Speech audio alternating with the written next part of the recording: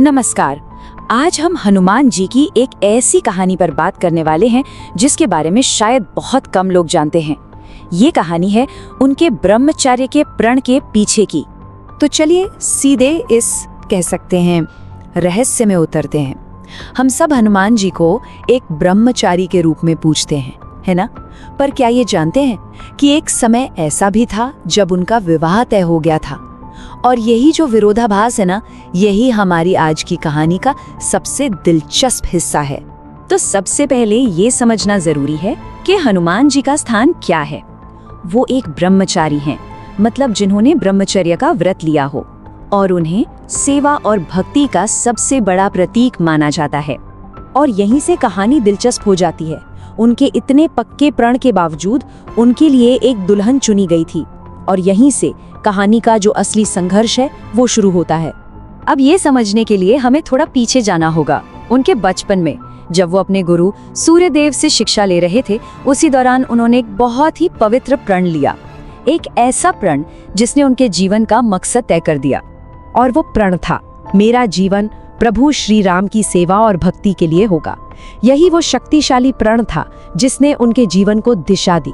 उन्होंने तय कर लिया था कि उनका पूरा जीवन सिर्फ और सिर्फ भगवान राम की सेवा में जाएगा, और इसी प्रण ने उनके ब्रह्मचर्य के रास्ते की नींव रखी। लेकिन जैसा अक्सर होता है, कहानी में एक मोड़ आता है। जैसे जैसे हनुमान जी बड़े हुए, उनके माता पिता अंजना और केसरी को एक चिंता सताने लगी। उनकी चिंता वही थी जो शायद हर माता पिता की होती है। वो सोचते थे अगर वो विवाह नहीं करेगा तो वंश कैसे आगे बढ़ेगा। मतलब वो सोच रहे थे कि इतना गुणी, इतना योग्य पुत्र अगर शादी नहीं करेगा तो हमारा वंश आगे कैसे चलेगा। ये एक तरह का दबाव था जो हनुमान जी पर बन रहा था।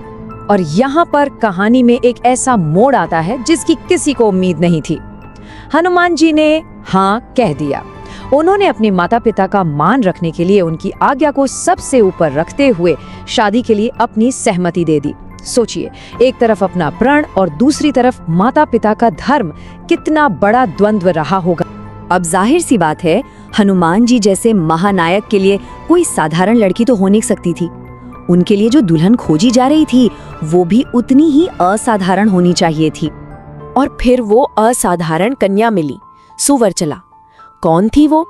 वो सूर्यदेव की ही बेटी थी। एक बहुत बड़ी तपस्विनी थी, इतनी बुद्धिमान कि ज्ञान और धर्म में कोई उनका मुकाबला नहीं कर सकता था।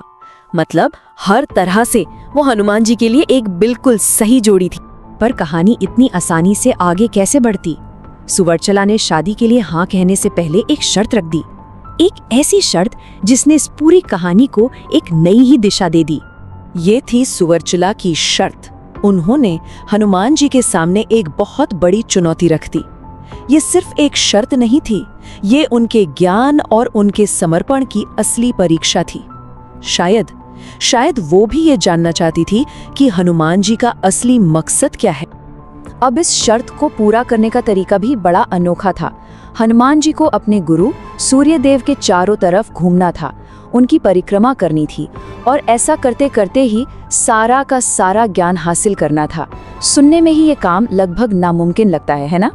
और ये काम कितना बड़ा था इसका अंदाजा इस बात से लगाइए।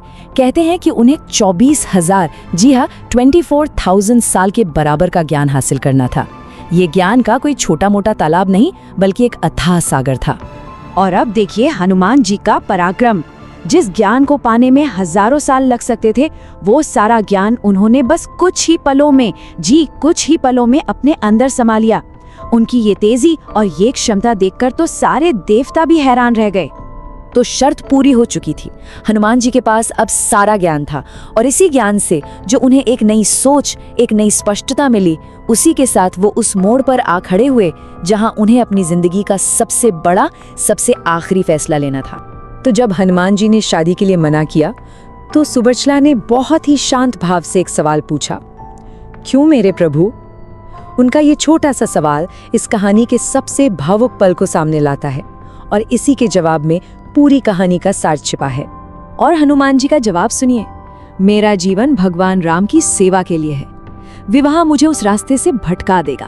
कितना साफ, कितना सीधा जवाब। उन्होंने ये साफ कर दिया कि उनका जीवन किसी एक इंसान के लिए नहीं है, बल्कि वो तो अपने आराध्य भगवान राम की सेवा के लिए ही बना है।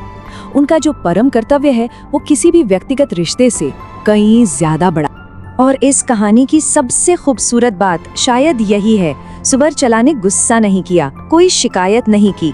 उन्होंने बहुत ही शालीनता से हनुमान जी के फैसले को स्वीकार किया और खुद भी तपस्या का रास्ता चुन लिया। ये उनके अपने महान चरित्र और उनकी गहरी समझ को दिखाता है। तो इस पूरी कहानी से हम क्या सीख सकते हैं? देखिए, 3 बड़ी बातें समझ में आती हैं। पहली, कि कभी कभी हमारा कर्तव्य हमारे व्यक्तिगत प्रेम से भी बड़ा हो जाता है। दूसरी, कि सच्चा त्याग ही असल में सच्ची भक्ति है। और तीसरी, कि ब्रह्मचर्य सिर्फ एक व्रत नहीं है, ये अपने मन पर काबू पाने की, अपनी भीतरी शक्ति को पहचानने की एक साधना है। और आखिर में ये एक कहावत हनुमान जी के पूरे जीवन का सार बता देती है, जहाँ राम वहाँ हनुमान। उनका होना ही उनकी भक्ति का सबसे बड़ा सबूत है, एक ऐसी भक्ति जो कभी नहीं टूटी। और ये कहानी हमारे लिए एक बहुत गहरा सवाल छोड़ जाती है। आखिर जीवन में वो कौन सा कर्तव्य है जो किसी के होने का असली मकसद तय करता है? ये एक ऐसा सवाल है जिस पर हम सब सोच सकते हैं।